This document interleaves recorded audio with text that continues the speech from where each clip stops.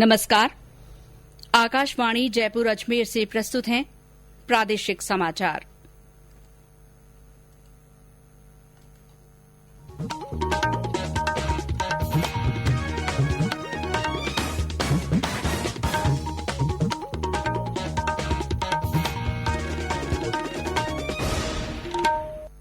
मुख्य समाचार। मुख्यमंत्री अशोक गहलोत ने कोरोना जन जागरूकता अभियान की विधिवत शुरुआत की। कहा, सरकार गरीबों के लिए इंदिरा रसोई योजना करेगी शुरू। प्रदेश में 11,661 लोग कोरोना संक्रमण से मुक्त हुए। करीब 3,000 मरीजों का इलाज जारी। जयपुर के प्रभारी मंत्री शांति धारीवाल ने कहा, शहर में हालात नियंत्रण में, सामुदायिक संक्रमण की स्थिति नहीं। खादी और ग्रामोद्योग आयोग ने कुंभकारों को आत्मनिर्भर बनाने की मुहिम शुरू की। राजस्थान के 12 से ज्यादा जिलों को मिला फायदा। राज्य में टिड्डी दलों के हमले से 30 जिले प्रभावित। 1,91,000 हेक्टेयर क्षेत्र में टिड्डी नियंत्रण की कार्रवाई संपन्न। और राज्य में अगले 3-4 दिन में मानसून के दस्तक देने की संभावना।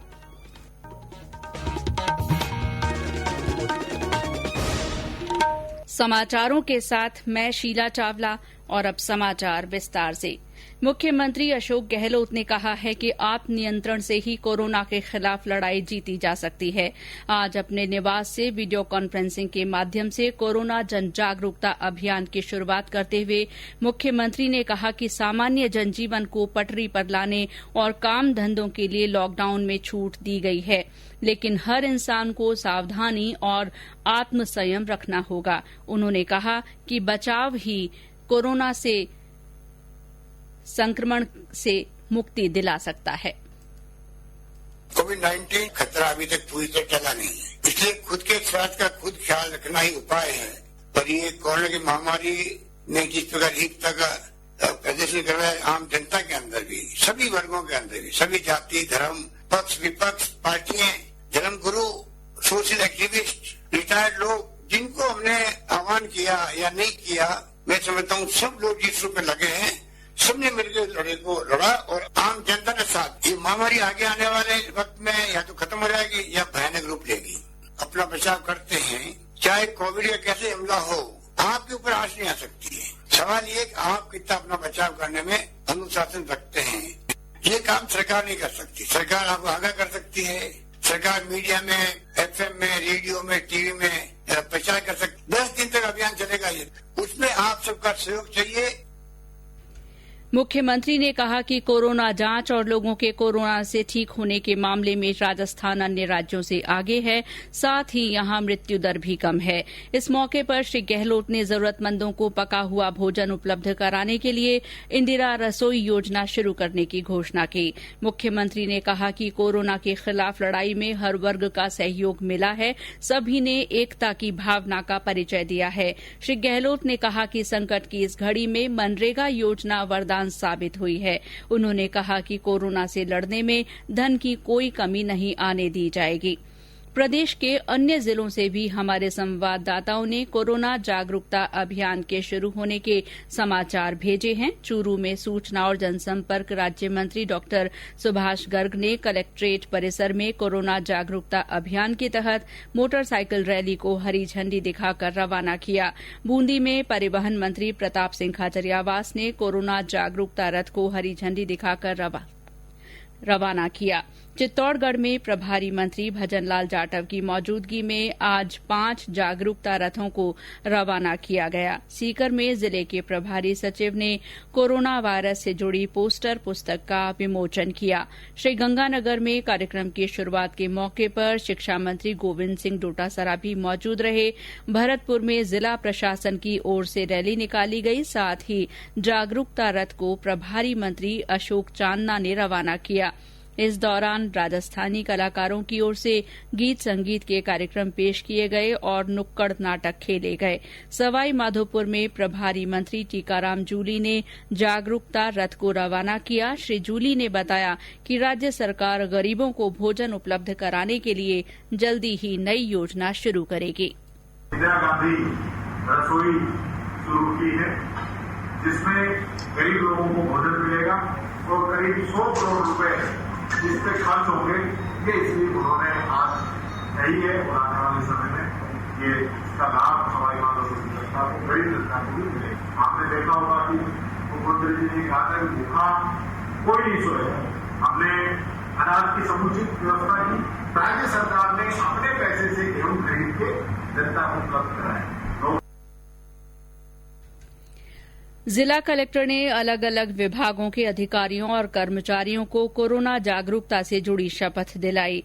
उदयपुर में लोक कलाकारों की ओर से गीत संगीत के विशेष कार्यक्रम पेश किए गए। बीकानेर में जिले के प्रभारी मंत्री सालेह मोहम्मद ने जागरूकता अभियान रथ को हरी झंडी दिखाकर रवाना किया। इस मौके पर उन्होंने कहा कि कोविड-19 के बारे में जागरूकता के लिए ये अभियान बहुत अच्छा काम करेगा। राजस्थान पहला ऐसा राज्य है जिन्होंने 10 दिवसीय एक जागरूकता अभियान चलाया है। इस अभियान के जरिए लोगों में अवेयरनेस लाने के लिए तमाम चीजें बचाव के लिए, क्योंकि कोरोना महामारी अभी देश के अंदर है, तो हमें बचाव के तरीके यदि लोगों को नहीं सिखाएंगे तो इससे बचाव नहीं हो पाएगा। तो सोशल डिस्टेंसिंग हो, मास्क लगाना हो, बार बार हाथ धोना हो, तो ये तमाम जो मीडिया के द्वारा सोशल मीडिया के में पोस्टर्स में या प्रचार प्रसार की सामग्री इस प्रकार से लोगों तक पहुंचाएं ताकि लोगों में एक अवेयरनेस आए। तो ये राजस्थान में शुरुआत हुई है, तो मैं समझता हूँ ये जब एक गाँव को ढाणी तक पहुंचेगी तो लोग इससे बचाव के तरीके को सीखेंगे, तो मैं समझता हूँ कोरोना से हमें मुक्ति मिल जाएगी। जैसलमेर में प्रभारी मंत्री बीडी कल्ला ने शुभारंभ कार्यक्रम में हिस्सा लिया। गौरतलब है कि इस अभियान का उद्देश्य राज्य में कोविड-19 से ठीक होने की दर ठीक करने और मृत्यु दर में लगातार कमी लाना है। ये समाचार आकाशवाणी जयपुर अजमेर से प्रसारित किए जा रहे हैं। प्रादेशिक समाचार बुलेटिन आप हमारे ट्विटर हैंडल @AIRnews_जयपुर पर फॉलो कर सकते हैं। प्रदेश में कोविड-19 के कारण अब तक संक्रमित हुए 14,997 लोगों में से 11,661 ठीक हो गए हैं। इनमें से 11,421 लोगों को अस्पतालों से छुट्टी दे दी गई है। इसके बाद अब राज्य में 2,987 लोगों का कोविड-19 का इलाज चल रहा है। इस बीच आज कोविड-19 के 67 नए मामले सामने आए हैं। इनमें सबसे ज्यादा 28 मामले जयपुर से रिपोर्ट हुए हैं। इसके अलावा धौलपुर में 10, कोटा, अजमेर और झुंझुनू में 6, दौसा में 5, टोंक में 2 और सिरोही में 1 तथा 3 अन्य राज्यों के व्यक्तियों में संक्रमण की पुष्टि हुई है। प्रदेश में कोविड-19 के इलाज के दौरान अब तक 349 लोगों की मृत्यु हो चुकी है। नगरीय विकास और जयपुर के प्रभारी मंत्री शांति धारीवाल ने कहा है कि जयपुर में अभी तक सामुदायिक संक्रमण की स्थिति नहीं है और सरकार के बहुस्तरीय प्रबंधन से स्थिति नियंत्रण में है। आज जयपुर में पत्रकारों को संबोधित करते हुए श्री धारीवाल ने कहा कि जयपुर में अभी 8,221 लोग होम क्वारंटीन में हैं। श्री धारीवाल ने बताया कि जयपुर में सरकारी और अधिग्रहित अस्पताल मिलाकर कुल 946 अस्पताल हैं, जहां 17,000 से ज्यादा बेड हैं और करीब 1,319 आईसीयू बेड उपलब्ध हैं। श्री धारीवाल ने बताया कि ज्यादातर उद्योगों में काम शुरू हो गया है और अब धीरे धीरे श्रमिक काम पर लौटने लगे हैं। उन्होंने बताया कि जिले की 606 ग्राम पंचायतों में से 536 ग्राम पंचायतों में मनरेगा का काम चल रहा है।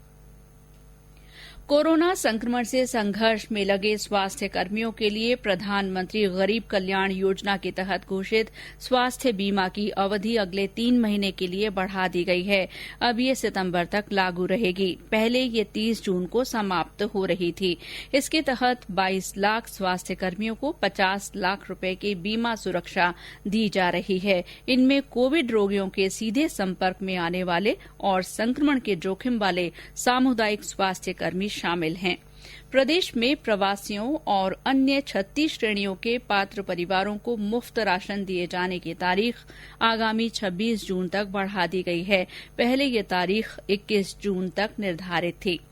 ये समाचार आकाशवाणी जयपुर अजमेर से प्रसारित किए जा रहे हैं। समाचारों का ये बुलेटिन हमारे Facebook page all India radio news Jaipur और यूट्यूब पर राजस्थान AIR न्यूज चैनल पर उपलब्ध है। खादी और ग्रामोद्योग आयोग ने देश भर में कुंभकारों को आत्मनिर्भर बनाने की मुहिम शुरू की है।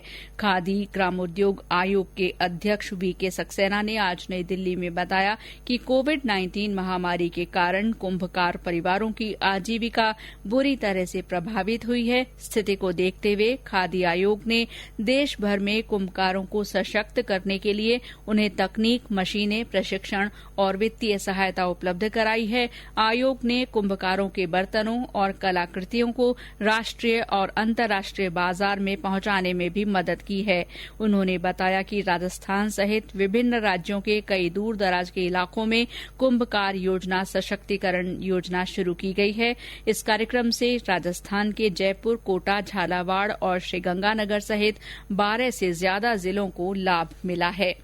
मार्क्सवादी कम्युनिस्ट पार्टी ने भादरा विधायक बलवान पूनिया को 1 साल के लिए पार्टी सदस्यता से निलंबित कर दिया है। माकपा के राज्य सचिव अमराराम ने आज इस संबंध में आदेश जारी किया है। पार्टी ने विधायक पूनिया पर अनुशासन भंग करने का आरोप लगाते हुए उन्हें कारण बताओ नोटिस जारी कर 7 दिन में जवाब मांगा है। वहीं श्री पूनिया ने इस बारे में अनभिज्ञता जाहिर की है। प्रधानमंत्री नरेंद्र मोदी 28 जून को आकाशवाणी से मन की बात कार्यक्रम में अपने विचार साझा करेंगे। प्रधानमंत्री ने इस कार्यक्रम के लिए लोगों से उनके सुझाव मांगे हैं। प्रदेश में टिड्डी दलों के हमलों से अब तक 30 जिले प्रभावित हो चुके हैं। कृषि विभाग के संयुक्त निदेशक सुवालाल ने आकाशवाणी को बताया कि कल भी पाकिस्तान की ओर से टिड्डियों के कुछ और दलों ने राज्य में प्रवेश किया है। उन्होंने बताया कि अब तक 2,25,000 हेक्टेयर क्षेत्र प्रभावित हुआ है, जिनमें से 1,91,000 हेक्टेयर क्षेत्र में टिड्डी नियंत्रण की कार्रवाई की गई है। कृषि विभाग, राजस्थान सरकार और टिड्डी चेतावनी संगठन भारत सरकार दोनों ही मिलकर के जनप्रतिनिधियों, किसानों के सहयोग से बिल्कुल अच्छा तारतम्य बैठाते हुए टिड्डी नियंत्रण कार्य कर रहे हैं। साथ ही भारत सरकार, राजस्थान सरकार दोनों के स्तर पर टिड्डी नियंत्रण के लिए पर्याप्त बजट की प्रावधान रखा गया है। बजट की कोई कमी नहीं है। Tractor mounted sprayer, firing of vehicles, tanker, ये जितनी भी जिलों की जितनी डिमांड है उसके अनुसार उपलब्ध कराया जा रहा है और जिला कलेक्टर्स को भी बजट उपलब्ध कराया गया STRF से। इस तरह से टिड्डी नियंत्रण के लिए हर जिले की टिड्डी प्रबंधन कार्य योजना बनाई गई, उसके अनुरूप कार्य किया जा रहा है ताकि टिड्डी नियंत्रण सफल और सही तरीके से हो और जिलों में किसी तरह से किसानों को नुकसान नहीं। राज्य में अगले 3-4 दिन में मानसून के दस्तक देने की संभावना है। मौसम विभाग के क्षेत्रीय निदेशक शिव गणेश ने आकाशवाणी को बताया कि मानसून ने एक बार फिर गति पकड़ ली है और ये 24 या 25 जून तक प्रदेश में प्रवेश कर जाएगा। श्री गणेश ने बताया कि आने वाले 1-2 दिनों तक कई स्थानों पर तेज हवाएं चलने और बारिश होने की संभावना है।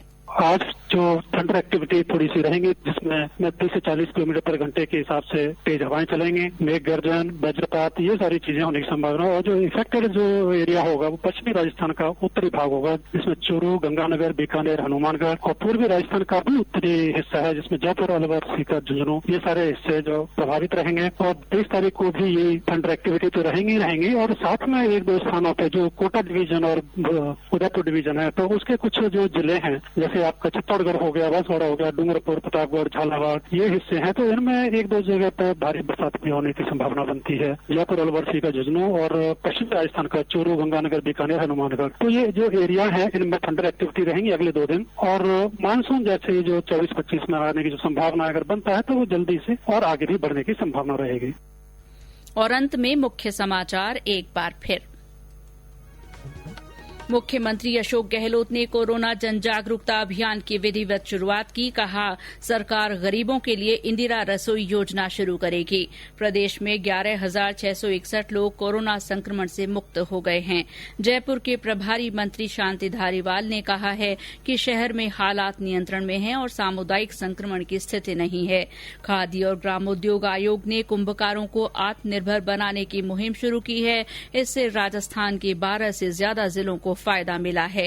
राज्य में टिड्डी दलों के हमले से 30 जिले प्रभावित हुए हैं और प्रदेश में अगले 3-4 दिन में मानसून के दस्तक देने की संभावना है। इसी के साथ प्रादेशिक समाचार बुलेटिन समाप्त हुआ।